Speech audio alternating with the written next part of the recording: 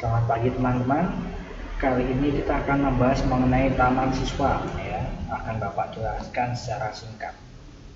Nah, di sini pada tanggal 3 Juli 1922, Suwardi Suryaningrat atau yang biasa kita sebut Ki Hajar Dewantara mendirikan perguruan taman siswa di Yogyakarta. Jadi memang ceritanya sewaktu itu kan dia sempat diasingkan ya bersama dengan tokoh tiga serangkai lainnya, yaitu Daus Dekker dan juga Dr. Cipto Mangunkusumo waktu itu.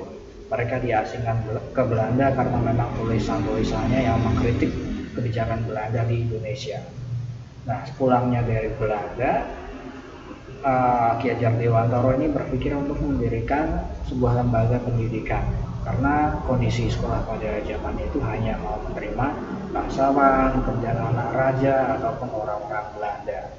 Jadi memang Ki Hajar Dewantara ini ingin mendirikan sekolah untuk semua kalangan seperti itu ya. Nah, taman siswa ini tidak bersifat politik ya, melainkan 100% ke pendidikan. Nah, di sini taman siswa menjadi sarana untuk menyampaikan ideologi nasionalisme, kemudian perkembangan politik dan juga mendidik calon-calon pemimpin bangsa melalui pendidikan yang akan diciptakannya melalui taman siswa. Di sini prinsip pengajarannya yaitu Ingarso Suntulodo, artinya para guru memberi contoh sikap dan perilaku yang baik. Kemudian Ing Matio Mangunkarso, yaitu guru harus bisa memberi motivasi yang baik dan membimbing agar siswa berkembang. Kemudian Tukuri Handayani, yaitu guru wajib membimbing siswa untuk dapat menggali pengetahuan, makna pengetahuan yang diperolehnya sehingga pengetahuan itu dapat berguna bagi kehidupannya. Nah, taman siswa ini pusatnya ada di Yogyakarta ya. Jadi memang taman siswa ini merupakan lembaga pendidikan dari TK bahkan sampai perguruan tinggi ya, sampai sekarang masih bertahan. Nah, itu saja ya. Baik teman-teman, kita lanjutkan ke Parindra atau Partai Indonesia Raya. Jadi Parindra ini didirikan pada tanggal 26 Desember tahun 1935 oleh Dr. Sutomo. Ya. Jadi Parindra ini merupakan gabungan antara Budi Utomo dan juga PBI atau Persatuan Bangsa Indonesia. Ya. PBI ini semacam kelompok studi waktu itu. Kalau Budi Utomo kan juga sudah Bapak gerakan ya.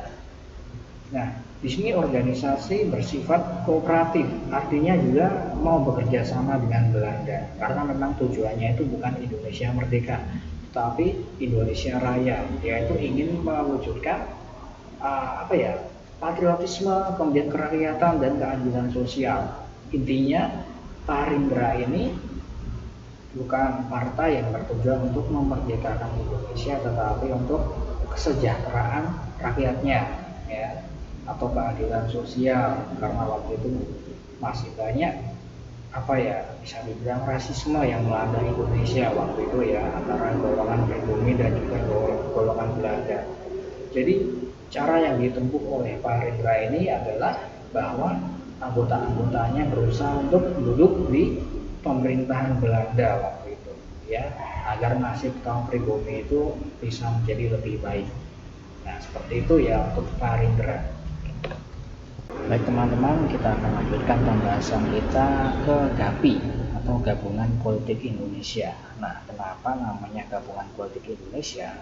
Karena organisasi ini merupakan gabungan dari berbagai partai politik di Indonesia waktu itu ya. Jadi dikumpulkan ke dalam satu wadah, yaitu GAPI. Nah, organisasi ini didirikan oleh Muhammad Husni Tamrin pada tanggal 21 Mei 1939. Sebenarnya tujuannya itu apa? Kenapa partai politik itu semuanya digabungkan ke dalam GAPI? Nah, yang pertama, melalui GAPI diharapkan Indonesia itu semakin kuat dalam menghadapi pemerintahan Belanda. Ya. Nah, di sini tujuannya yang pertama, hak untuk menentukan diri sendiri. Yang dimaksudkan di sini adalah bahwasanya pemerintah Belanda itu kan mengatur segalanya di Indonesia. Ya. Jadi melalui GAPI ini, rakyat Indonesia menuntut agar kita sebagai bangsa Indonesia berhak untuk menentukan nasib kita sendiri tanpa ada campur tangan dari Belanda. Kemudian tujuan yang kedua yaitu persatuan nasional seluruh bangsa Indonesia, ya tentu saja memang nasionalisme di sini yang terpenting ya. Jadi memang seluruh masyarakat Indonesia diharapkan dapat bersatu untuk melawan pemerintahan Belanda melalui GAPI ini nantinya. Kemudian yang ketiga, persatuan aksi seluruh pergerakan Indonesia, yaitu berisi protes-protes keras terhadap pemerintahan Belanda waktu itu ya. Nah, itu saja mengenai GAPI. Nah, kemudian langsung saja mengenai Volkskrant ya. Jadi waktu itu memang orang-orang Indonesia atau tokoh-tokoh Indonesia itu biasanya kalau mau protes ya, yaitu melalui Volkskrant ya, yaitu semacam Dewan Perwakilan Rakyat Hindia Belanda. Melalui dewan ini, aspirasi rakyat Indonesia disuarakan melalui wakil-wakilnya yang duduk di Dewan Volkskrant ini.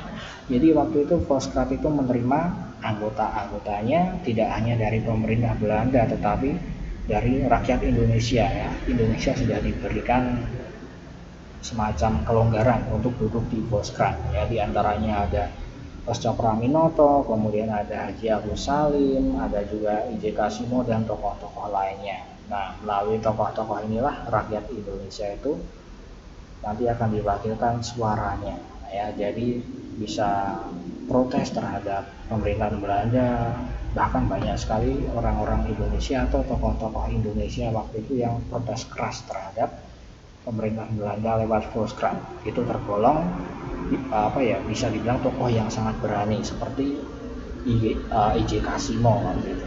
Nah, itu ya mengenai Volkskrant gambarannya seperti itu. Oke, terima kasih.